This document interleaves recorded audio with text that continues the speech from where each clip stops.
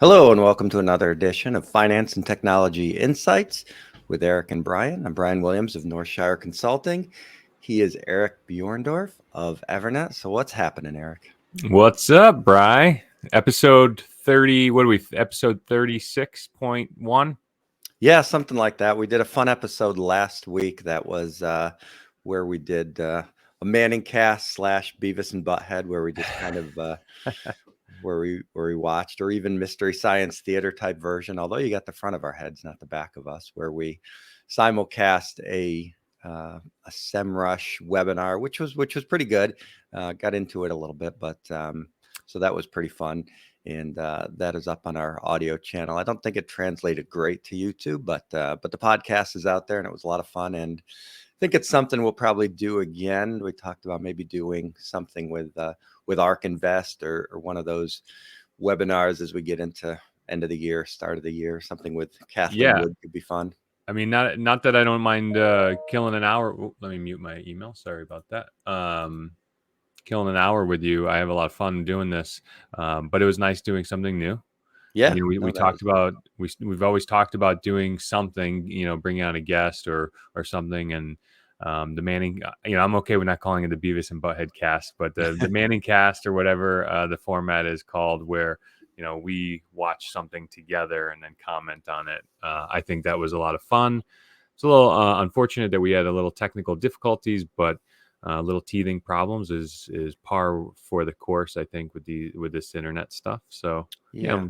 And then I think ARK Invest, I think, is right up our alley. So if does she host is it a weekly or monthly earnings call? Yeah, so she's got some various stuff that she does, and some of her team does. So she's got a pretty locked schedule, and she does a lot of appearances on stuff. But I even think she does some impromptu pop-up type stuff, because I know I've gotten some emails like around noon, like, "Hey, I'm going live today at 4:00," whatever. Nice. So yeah, we could do that. I think we put one on the schedule maybe for a couple weeks out, but we'll give you some details as we get closer to that.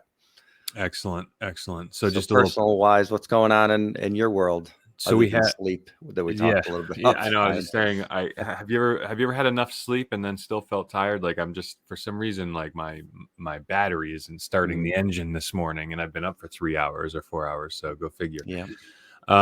We had Halloween last night. It was it was nice. It felt normal. So I guess we're normal now. It's cool. Our neighborhoods, our blocks, we live in kind of the suburbs of Hartford, and a lot of people come out and they do fire pits on their front lawns and stuff while the kids are trick-or-treating, and they pass out adult and children-friendly beverages to passersby, and it's a lot of fun.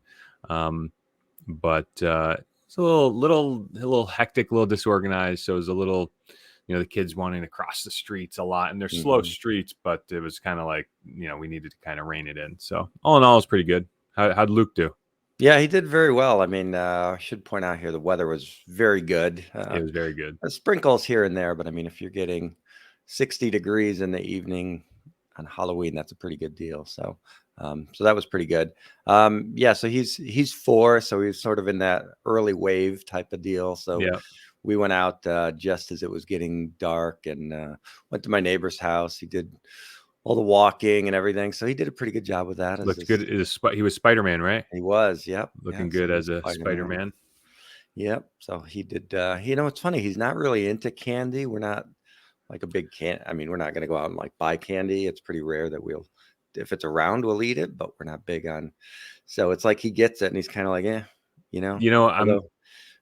we're so fortunate because the girls are the same way. My wife, she just spoils the kids. She spoils us rotten. So like, if we just wanted a box of Skittles or something, we could make the ask, and she would run. She'd be more than happy to run to CVS and get us. And she does. She runs. We call it treat runs. And the result of that is like, candy's just really not special around our house, which is really awesome. So the kids collect it and stuff, but they don't care what happens to it. Yeah, right. And a lot of times, when you've got the youngsters and you're kind of in that early wave, like you literally just get it and dump it right into your box to give out. It's just, you end up like, he got into Smarties last night for whatever reason. He thought that was It's probably, I'm guarantee, the first time he's ever had them. But so That's we so saved fun. like a few rolls of those. But I mean, most of it just went right back in the thing to give out. So, but Cool. everybody's pretty much got the same stuff these days. I feel like you get a lot of variety.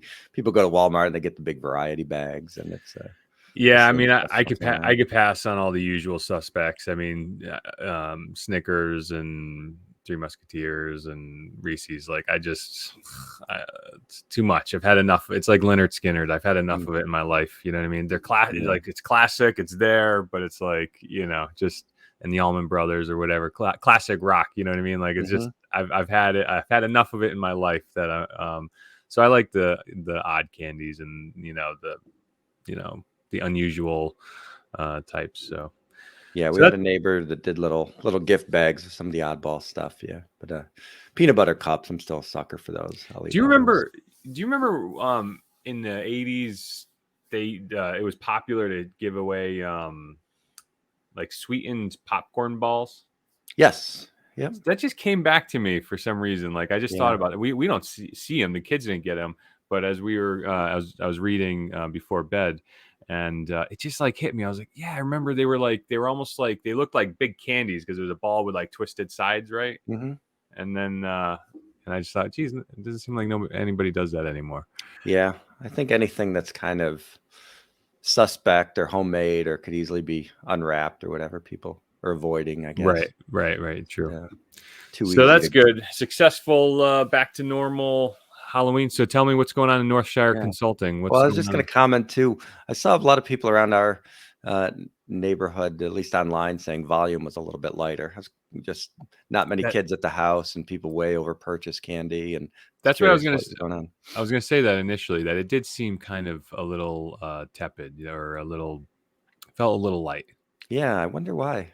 If it's just, I don't I don't know. know. The news cycle is kind of scaring everybody about fentanyl laced I candy. know. So I I don't know. know. I don't know how much weight that is. I don't know how much of that is a COVID carryover. People Hmm. still afraid to commingle.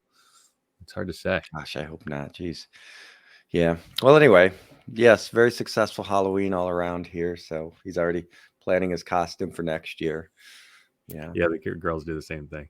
Yeah. Sorry, I didn't mean to cut us short. I'm getting some feedback from my personal network that, like, it's nice that you guys talk about your personal stuff, but like, try and maybe not spend the whole 10-minute block on it. So that's kind of Oh, why there you go. I was like, a quick check in and then keep it moving. Yeah. So what's going on in with business? What's going Oh, we got on? to play our clip.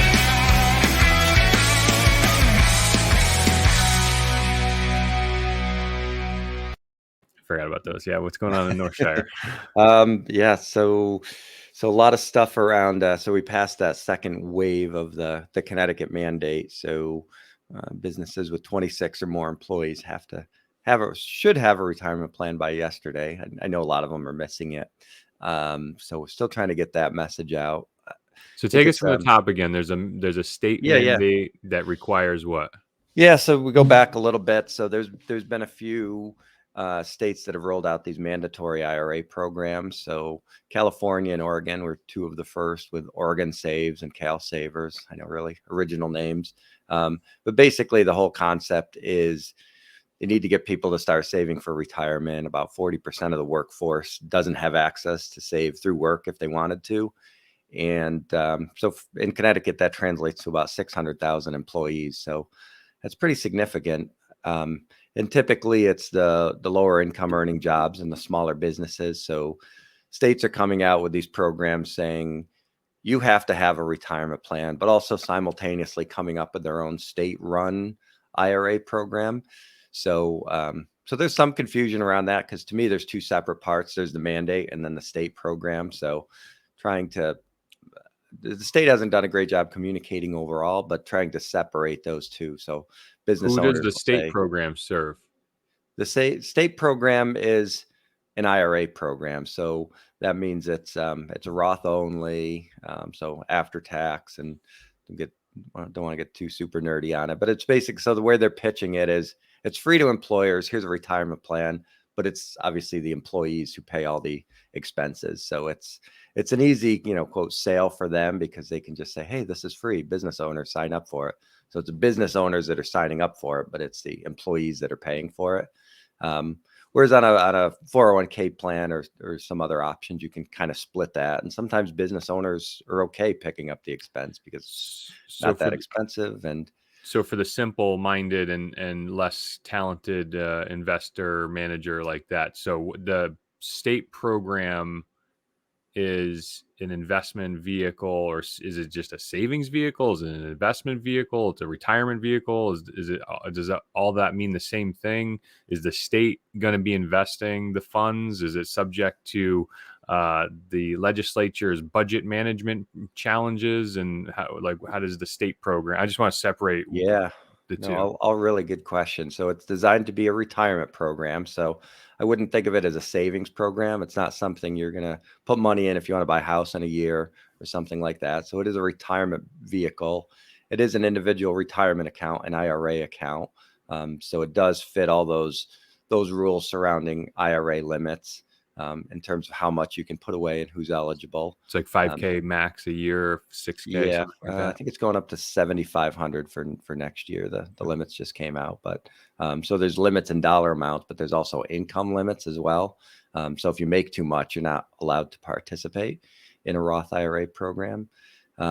It is their investment vehicles are pretty good. So it's not the state that's running it, like a state pension. So I know some people get concerned about that, like, I don't want the state running my money. There are actually mutual funds in it, and it's Vanguard and Schwab, and so a little bit of that fear is irrational. So who's the Um, administrator then? Who's yeah, it's a company called Vestwell. That is they're partnering with BNY Mellon, and they are handling all the transactions behind the did they go scenes. to bid to the state and win a bid or something? They did, yeah. There's not really many players in that space because it's just not very profitable. There's just not a lot there. I think you're going to see some of the states are changing the fee structure a little bit to maybe attract more competitive bids, but at the same time, that just means it's going to be more expensive for employees. Right. Um, That's called so trickle down economics, everyone. yeah, I mean, you're trying to do that balance where you don't want to give it away because then nobody wants the business and it's going to be poorly run.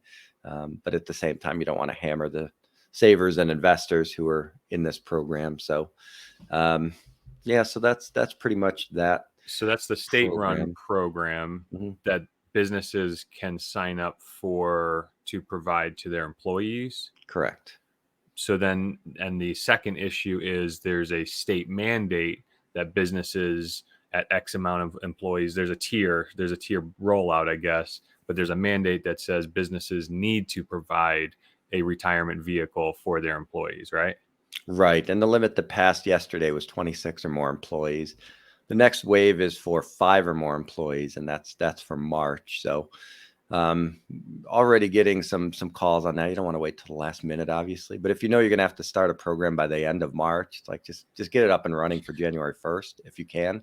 So would a business owner or leader call you to implement the state program, or would they call the state to implement the state program, or would they call you to implement to know what their choices are? Yeah, good question. Probably the last one. We trying to approach it from the idea of what's best for the client. So remember, the state is selling the state program. That's their product, so to speak. So if you go to the state and say, should I start a 401k or do the state program?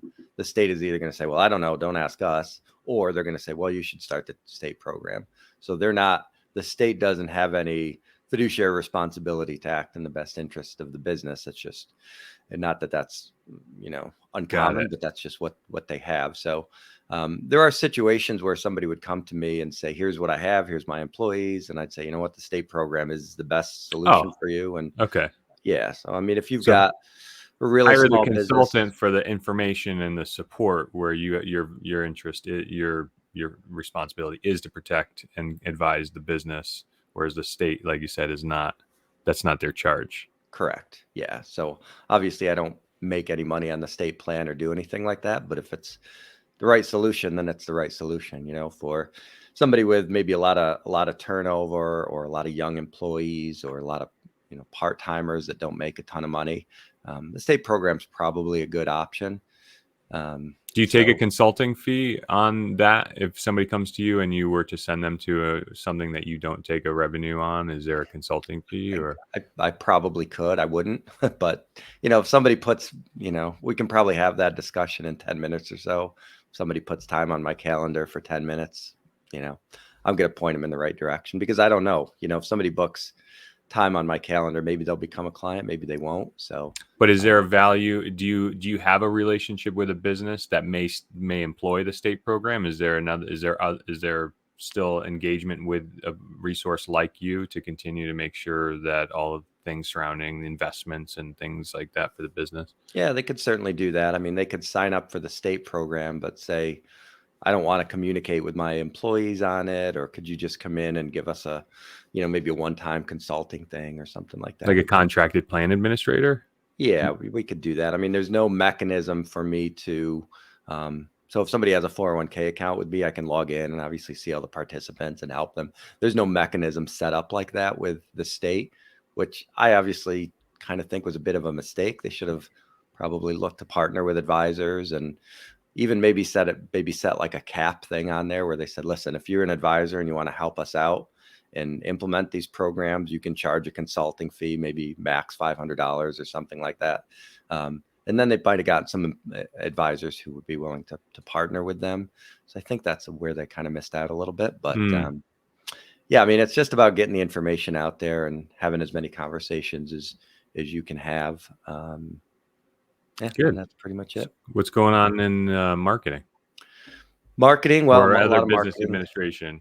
Yeah, a lot of marketing stuff around that. Trying to set up some. The end of the year last year, and in the summer, I did a lot of those author interviews, which I'd like to do. This is kind of prime time for book sales, and there's a lot coming out between now and the end of the year. So I'd like to do more of those. I think those are interesting, and it's a good way for them to kind of get their message out. So I'll be scheduling some of those. A little bit more of the mutual fund reviews as we get into the end of the year. I've sort of just done those as people reach out to me, like, hey, would you want to learn about XYZ mutual fund or whatever? And I'll say, yeah, great. Let's do a session like this and have that conversation. But I think what I want to do is just get together that list more formally and just kind of reach out to all the mutual fund companies and ETF companies every quarter and just say, here's kind of the offering, and do whatever on a mutually beneficial thing. So that's exciting. And I guess another thing is we talked about before, but I'm starting to partnering with some other advisor groups. One of the things that, I mean, your business, we've talked about it on here too. It's difficult to find employees. It's difficult to find the quality that you're looking for sometimes, and it's difficult to find, everybody's kind of reassessing compensation levels or whatever. So I think it's still going to take a year or so before people figure out what the appropriate compensation is for different skill levels. But at the same time, there's work that needs to be done. So one of the good things about our industry now is there's much more partnering between advisors than there was 10, maybe even 5 years ago. Much more niche focused and specialty stuff. So there might be advisor groups out there that are 90% working with individuals, and then maybe they have a couple 401k plans that they stumbled into. But if they can sort of outsource that, some of the quarter end and year end tasks that go around with running those plans, and then I can push it back to them and kind of white labeled or slap their logo on it, and then they can push all that stuff out. That's a benefit to them. So some of those relationships are coming on board, which is nice. Nice. Very nice. Find out what's going on in EVERNET.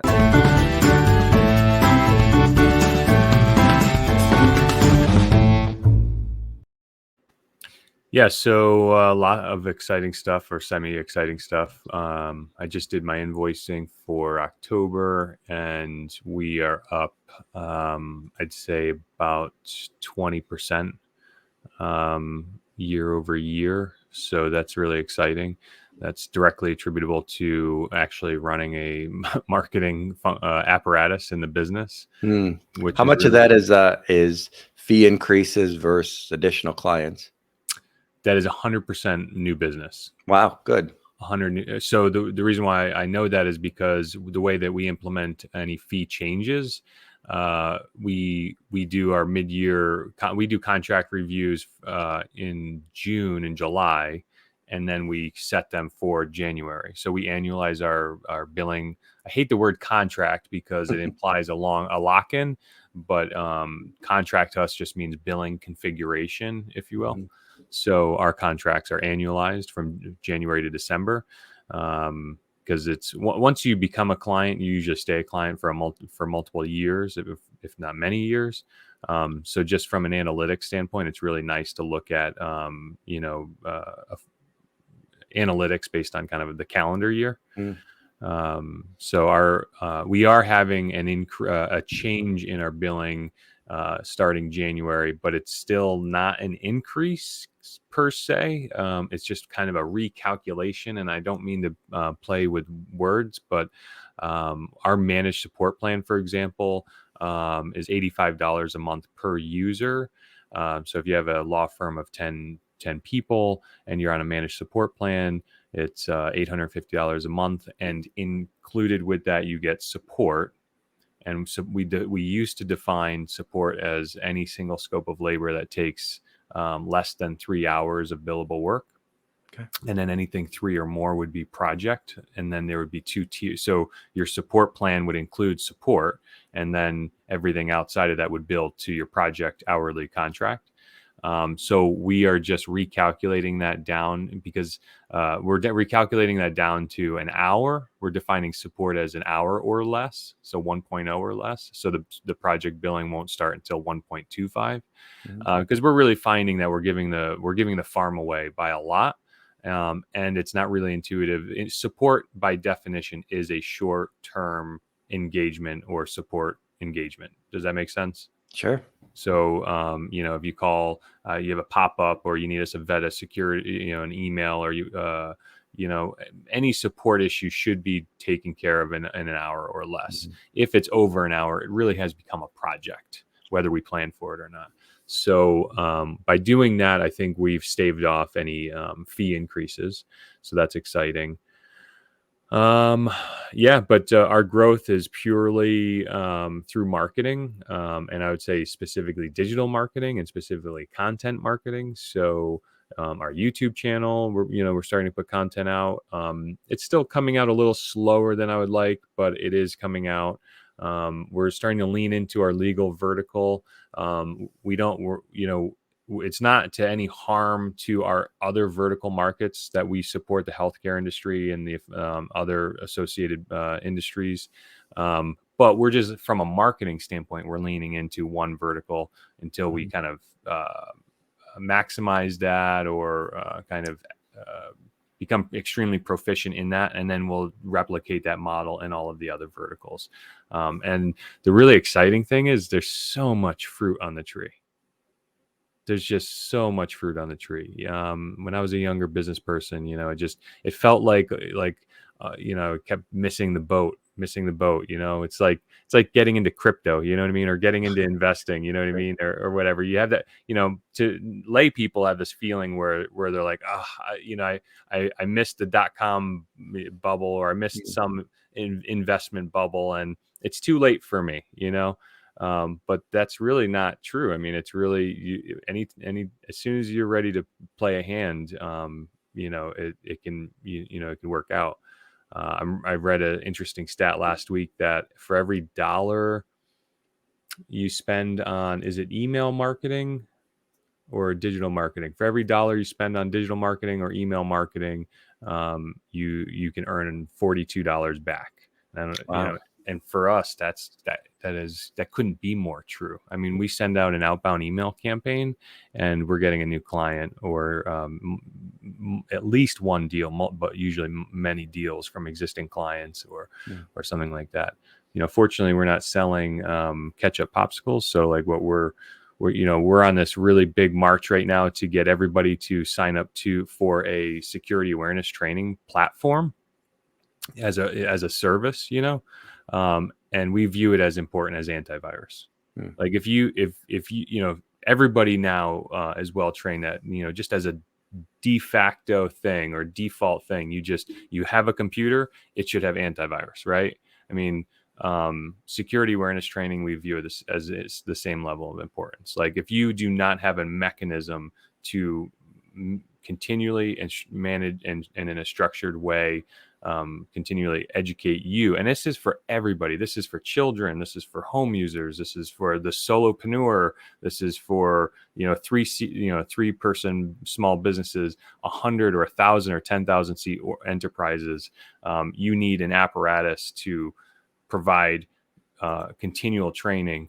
And fortunately, there's a lot of products out there. We sell one that we recommend, but there's plenty out there. I had a new client come to us concerned about cybersecurity, a law firm in British Columbia, and he says, "Hey, I think," he mentioned the name of a product, Curricula. He said, "Hey, is Curricula a security awareness training platform?" I said, "Yes, it is. In fact, I interviewed the CEO of that product on my YouTube channel." He's like, "Oh, that's cool." He goes, "Hey, I think my insurance company provides that to us. I hate the word free, but inclusive with his premium."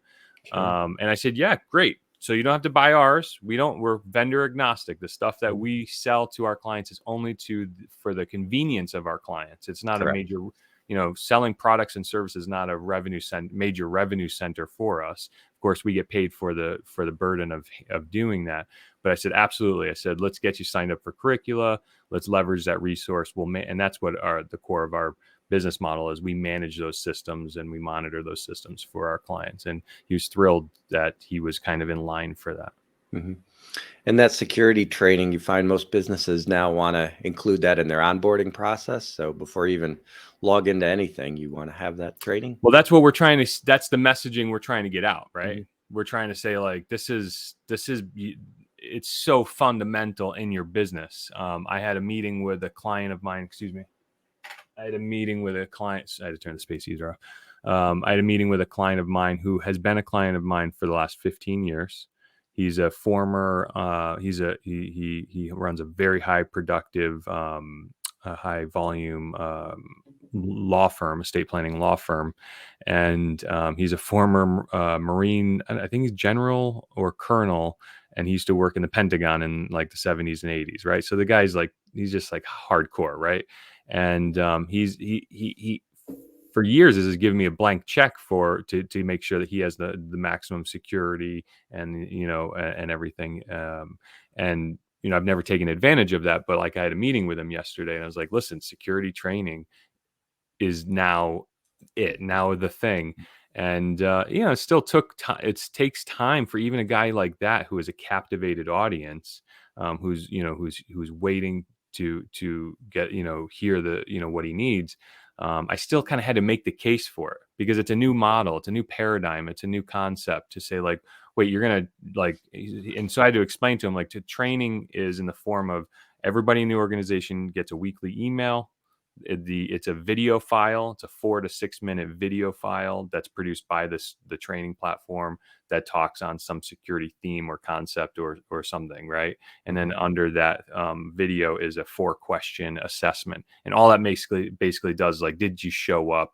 Did you observe this information? And the viewing, the view time, the participation, and the assessment is all logged back to the management dashboard, where we can then see, like, who's taking their training, who's making sure that you're meeting the kind of the performance standard. Like, if you're getting all the questions wrong, that doesn't cut it, right? You have to watch the video, you got to get the questions right. And now we're able to look across the entire organization, from the receptionist to the janitor to the CEO to everybody, and say, this is who's knowledgeable in this topics of security, and this is who is not, right? Wow. It's pretty important.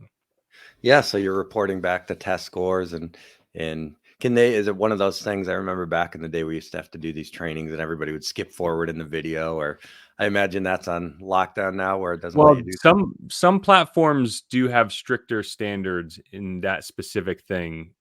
We evaluated 11 or 12 of the platforms in January when we transitioned from security training as a labor-based service, which I used to provide in a conference room as often as I can get the clients to sign up for, to this software as a service kind of platform.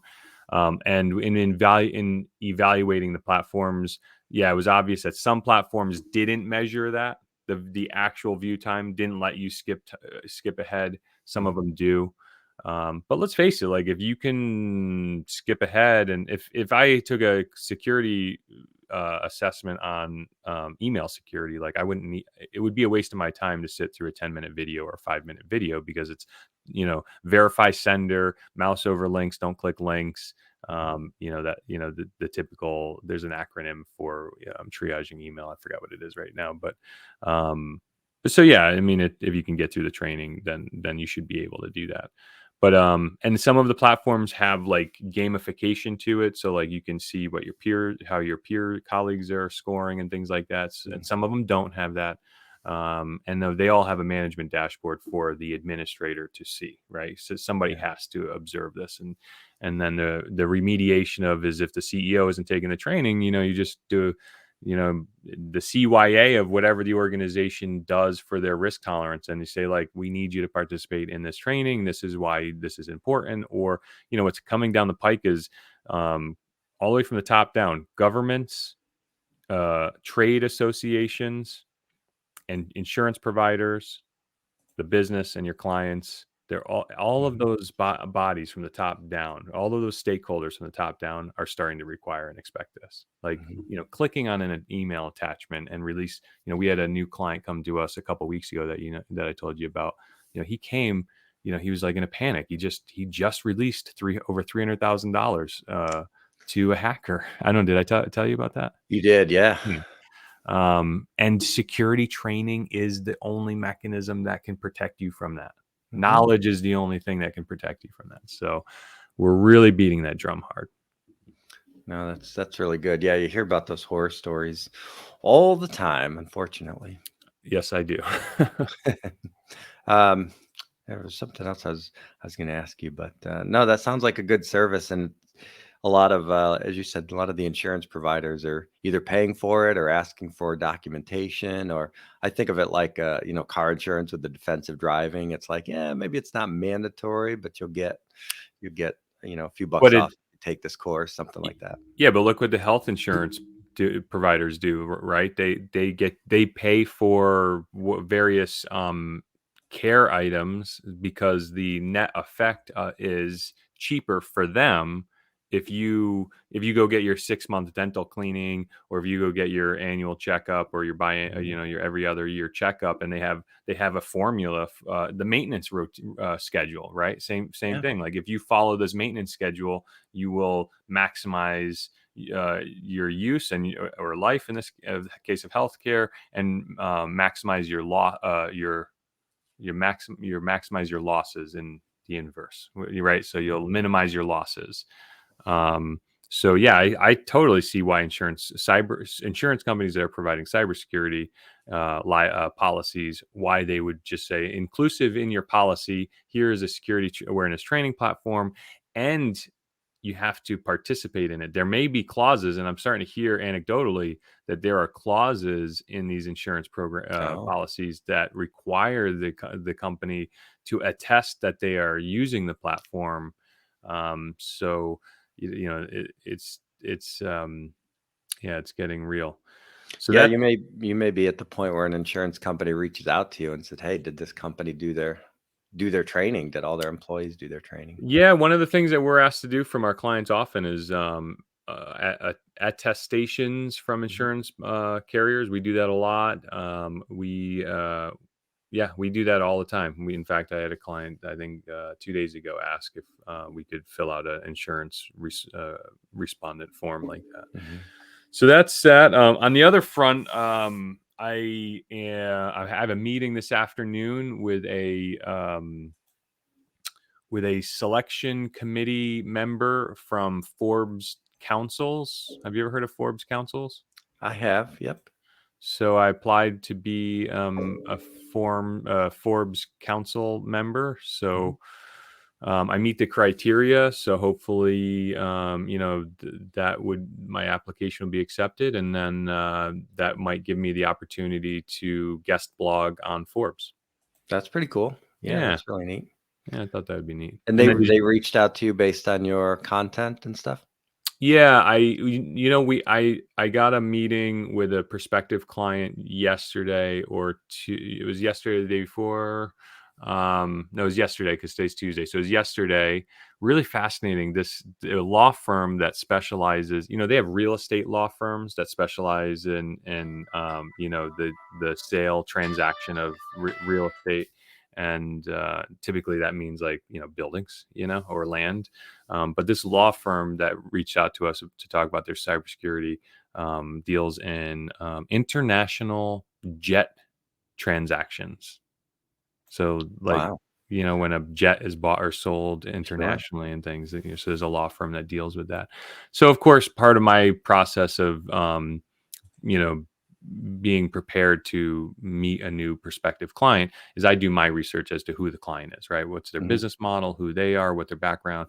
How can I make sure that I integrate with them and give them everything they need, make sure they're not a scam on their own right. Wouldn't believe the amount of scammers that try to take advantage of kind of salespeople and that sort of thing. So in my search of this prospective client, I found that this woman was a guest writer on Forbes, and then I kind of just pulling the thread. I was just seeing the Forbes Council, so I was like, "Oh, that's interesting," and just one thing led to another, and I threw my hat in the ring, and yeah, they got back to me almost I think 6 hours later and said, "Hey, let's get on the phone because there's a whole selection process, I guess."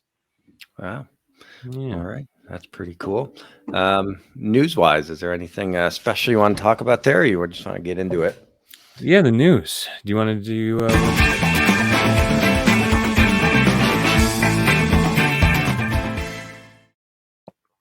So I haven't been pinning anything to our Facebook page, and just to bring everybody up to speed, we are a YouTube channel, Finance and Technology Insights with Brian and Eric. Brian cuts this and as a podcast and puts us on Anchor. Is it Anchor still that syndicates us, or is Yeah. it? Yeah, Anchor, which is owned by Spotify, so we can push the video out to Spotify as well. So Nice, nice. So we are out there. Make sure you find us on your favorite. Obviously, you're finding us here.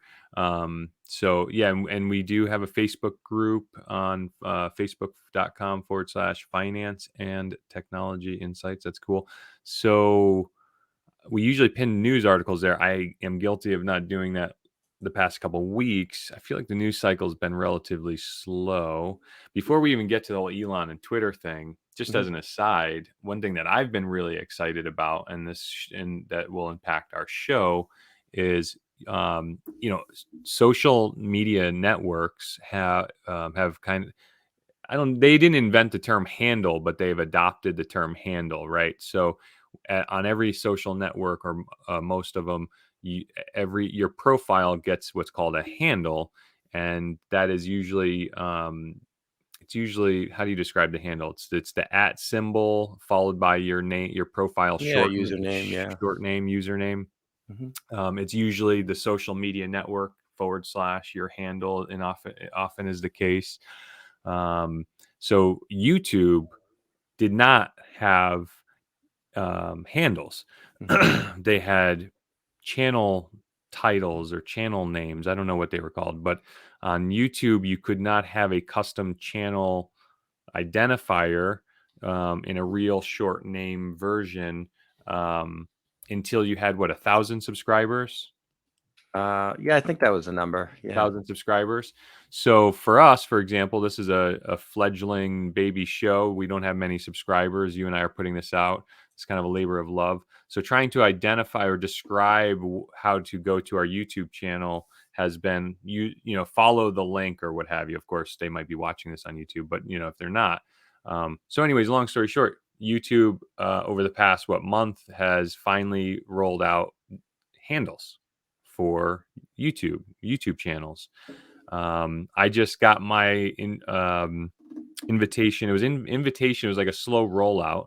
If you did have 1,000 or more subscribers, I think you were first to get the option of a handle. Your Mhm. channel name was your default handle that they would issue you. Um, and then it was slowly rolling out. So this morning, EVERNET just got its handle, which I'm excited because We are now at EVERNET CO or EVERNET Co at every social media network, so there's no confusion. Some companies like have like different handles at every network, you know. Yeah. So I'm kind of happy to have that uniform. So my EVERNET channel is at as youtube.com/EVERNET Co. And I think you have to put the @ sign. Is that at EVERNET Co, which is kind of odd. Let me see. Is the @ symbol supported in? Yes, it is. So you'd have to be at. But then Twitter, for example, if you go to like twitter.com, is it /EVERNET Co or at EVERNET Co? Let's see. Yeah. So like with Twitter, you don't have to do the @ symbol. Okay. You know what I mean? But at any rate, the handles are here. I think that's going to be a lot nicer. I haven't gotten the notice for our channel yet, but I suspect within the next several days, our finance and technology insights YouTube channel will no longer be youtube.com/channel/ U C 8 lowercase b underscore. It does have the option. We can put in a handle right now. It looks like on the at basic FinTech. info on the channel. I don't know if yeah, I don't the channel URL. I think there's still two different things, so we might have to wait on that, but we can definitely do our handle. So let's switch can I switch account? FinTech. Where is it under customize? Is it about where Customization, basic info. Custom channel. Basic info. Yeah. So we cannot use an ampersand, so that where is it? Where am I not seeing it? So it's under name and then handle under basic info. Name. Basic info. Name. Channel URL. So what we were doing, it was youtube.com/handle is what I was checking. See that finance and technology insights by Brian and Eric. Yeah. Handles will be rolling out soon. So when I logged into EVERNET, it was said create your handle now. So I don't think it's available yet for us. Yeah. See, this is when I log in, channel customization, and then it lets us put a handle in there if we wanted to. But are you logged in? Oh, maybe that's because you have more privileges because they're reading your identity through your 401k. Maybe. I don't know. But okay. I don't know. So what do you want to use? You want to do it live? Finance, A&D, technology insights? Well, I don't know. But what's a shorthand, right? I feel like handle should be short, right? So do we have FinTech or FinTech? We could try FinTech. It's probably taken, but FinTech EB. FinTech Insights is available. FinTech Insights. FinTech is not. What about FinTech's EB? I'd be shocked if that was taken. Looks good. I mean, it's clean, or I would do FinTech Insights. Maybe that's more. I like that one better. That's more readable, right? FinTech Insights. Yeah. Yeah, there you go. Let's do that. And for that matter, we should go across the channels. Like in my opinion, it should be standard across all of the social channels. You know. Yeah. So it doesn't let us edit our channel URL yet. But I don't think that's going to change. That's probably going to stay. That model is probably going to stay the same until the 1,000 subscriber limit. Yeah. But at least the handle. That's interesting that you were able to see that too. By the way. So you went to your channel, no, customized channel. That's interesting. I think they're reading because there's obviously a Google profile that's always behind the management of a profile. Yeah. So they must be reading that you have 401k and you have met that threshold for that. Because I don't see that on this. That's cool. So did it take effect? I think so. So if we go to youtube.com/@fintech insights. Yeah. That's awesome. It's the little things.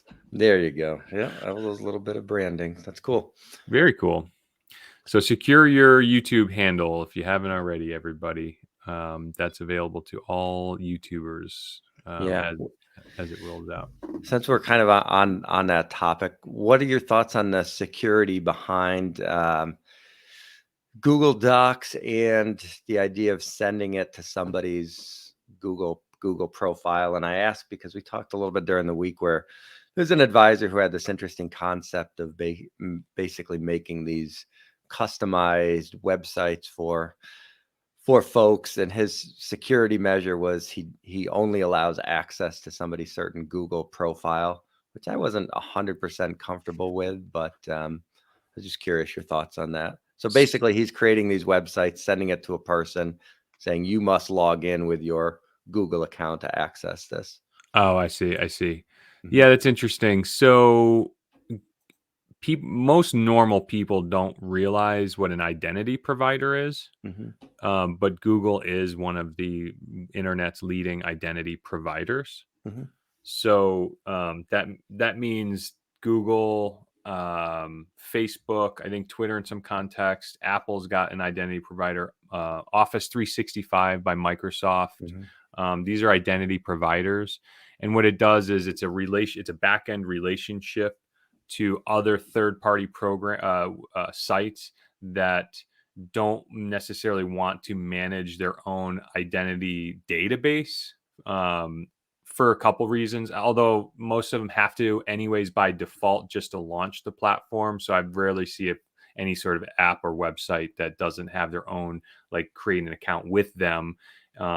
And then once you're in with them, you can then log in with what they're doing is they're mapping your identity internally to them to an identity provider, which then allows you, if you're logged into the Gmail suite of products, to just kind of walk right into their platform. So that's called single sign-on. Really cool technology. It's really cool technology on the business side of the house because it kind of creates a single identity for an employee to log into all the apps that the business uses, and it's also a single kill switch. So if you have a termination or something that you have, or you have to secure an account, so it's a great administrative tool on the business side. For individuals, it's nice because, let's face it, password management and all this challenge that goes with it. So that's that. In the context that you're talking about, are the stakes high enough where he's providing something where he wants to have some reasonable expectation of identity?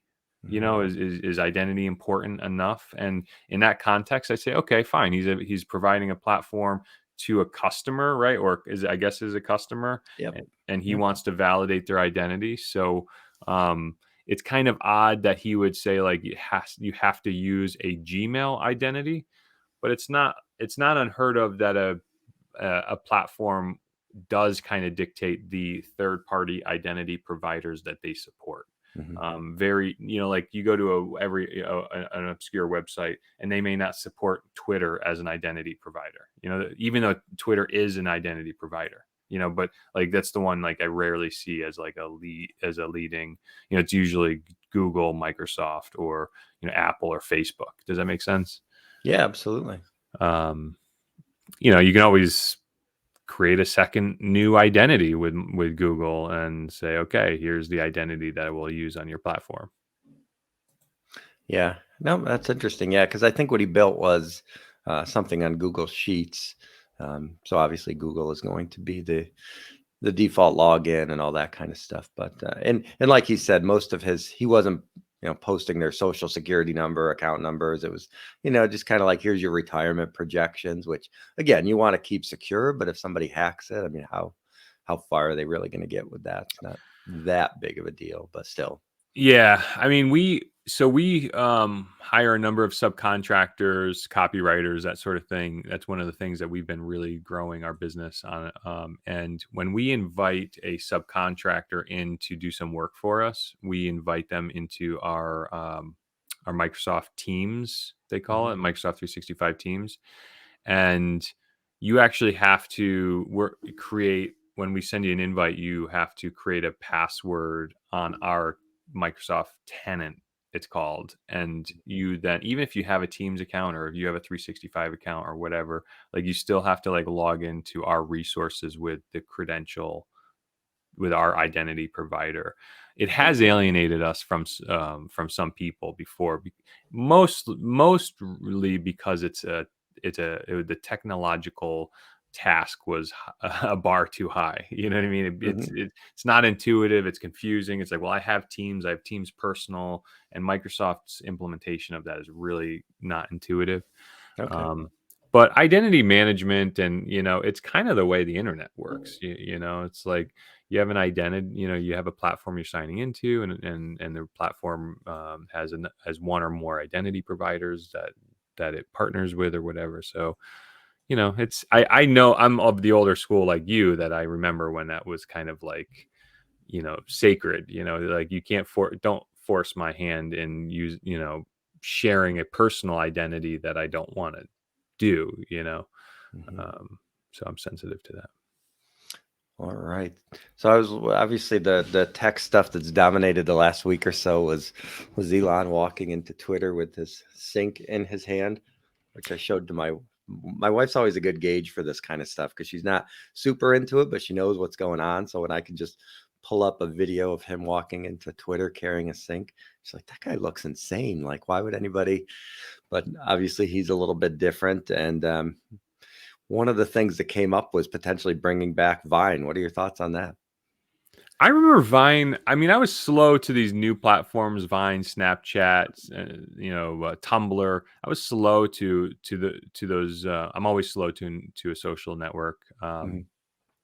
But I do remember my wife, and I think Vine was out when me and my wife met, and she was watching. She's a TikTok. She loves TikTok. So like Vine was the 6-second social media clip, right? Is that what it was? Yeah. Or Yeah, yeah. something like that. Yeah. It was like you had to get it in 6 seconds somehow. I don't know. And I remember she just being so entertained by it. So, and then I remember when Twitter bought it, did it turn into Periscope, and then it turned into their broadcast platform? It's kind of, is that how that evolved? Yeah, I don't. that sounds right. But they eventually ended up killing it, though. It doesn't even exist anymore in the Yeah, they well, like I said, it's like I think they took the streaming technology under it, or the video technology under it, and I think they called it Periscope, and then they turned into this whatever this broadcast thing that Twitter does that I'm not into, of course. Yeah. But anyways, Vine seemed like it had a really positive influence on people at large. I think it was generally a liked platform. It's kind of funny to see TikTok come around, because when TikTok came out, it was like everybody was like, "Oh, it's just Vine again." Right. So yeah, I mean, I am a um what's the word, right? When like everything that comes out of Elon's mouth is, I don't agree with, Hmm. but the direction in which he pushes the boulder, I'm pushing in the same direction in large part. You know what I mean? Right. Free commerce, freedom of the individual, protection of the individual, pragmatism when it comes to policies and behaviors. Um, Act a fool if you want to act a fool, but just acting a fool doesn't mean you get canceled, or like, Hmm. it's almost like when they troll him for just being weird. Like I'm like, I feel like I'm looking at a bunch of high school bullies just I know. laughing at the nerd laughing at the smart geek because he's just a smart geek. You know what I mean? Right. And I love Elon because I think he leans into that knowingly, Yep. and I'm kind of like that. I kind of like, I like doing the unpopular thing in a tongue-in-cheek kind of way. So I'm not a disciple of Musk, but I just like, I like generally push the boulder in the same direction as him. So always fascinated to see what comes out of the Musk, I guess, the Musk You're right. mist. Yeah, there's a lot that comes with being somebody like that. I mean, you can't be one of the leading thinkers of your generation, during work hours, and then just be John Q. Public when you get out of work. It doesn't work that way. If you're going to be an exceptional mind during work, that's going to translate into some abnormalities after hours and on the weekends. So you can't expect to put them into a box when it's outside of this Every world. significant human being in the history of mankind has been at one point weird or an Mhm. outlier or bizarre or viewed as by the masses as Sure. weird, bizarre, extreme, you know. Yeah. So, and I dig that, I was watching, this is such a sidebar, but I was watching MSNBC. Mhm. If you're not political, if you don't have a political compass, MSNBC, left-leaning Democrat news publication, the counter to that being Fox, right? They have the Reverend, who is the Reverend? Al Sharpton, Mhm. and a whole panel of left-leaners. And I'm watching this, and they're interviewing this guy who does like hilarious. He goes to Trump rallies and he interviews Trumpers, and just kind of repeats what they are saying, and which is like they don't know what they're talking about. They don't, like, facts don't matter, and he kind of spotlights all of, like, they don't care about the facts and the details. And the whole panel is just like, how can they not care about facts and details? And I just honestly, like, it's one of those moments. It's like when I hear people call a Karen, and then they say bullying is not cool. Like, I look at using the term Karen and referring to people as Karens Mhm. as like Sure. the penultimate bullying gesture. Oh, yeah. It's just the masses don't view it as bullying for some Right. reason. It's Right. so bizarre to me that I'm like, you guys don't see the irony in your behavior and your speech. I And know. so The one I laugh at that's similar to that is like the phrase dad bod, which is funny, and it doesn't, I mean, it's not, but can you imagine somebody being like, "Oh yeah, she had a kid, a year she's and a got a half kid ago. bod, She still got her mom bod." Oh my mom God, can bod, you yeah. imagine? So Whew. this panel is like, they sat so righteous in their viewpoint that, like, that how they look at these far right extremists and the Trumpers, and how they just, like, facts aren't facts anymore, and how Mhm. truth. But I'm like, you literally have a guy who refers I don't know if he's a reverend or not, but it's like half of you probably are Christians who believe in Jesus Christ as our Lord and Savior, and it's like that. And that's how unpopular some of these ideas are. Is like, most of the world, 7 billion people, believe in some mystical deity, Mhm. that none of which can be true or proven true. And I know Mhm. that's controversial, but it's like, I'm sorry, but religion just relies on blind faith because it cannot be true. It's like, we don't know. Nobody has died and come back and has recorded with scientific analysis and data like what's happening on the other side. It's all Mhm. it's all just conjecture. So I just thought, it was like, I'm watching this panel. I'm like, I also agree that those on the far right have eschewed logic and facts, but at the same time, like, it's not escape, doesn't isn't lost on me that, like, when you sit here being like, we know everything, like, how do they not see what's true? And then those same people exhibit behaviors and ideals that are, like, also not rooted in fact or necessary, like, science. You know what I mean? Right. Right. And there's been a ton of studies like that. They'll take a Trump quote and put it on a Bernie Sanders meme, and then you listen to all the comments, and you put Bernie Sanders quote on a Trump picture, and you get completely it's just funny how people associate that kind of stuff. Yeah.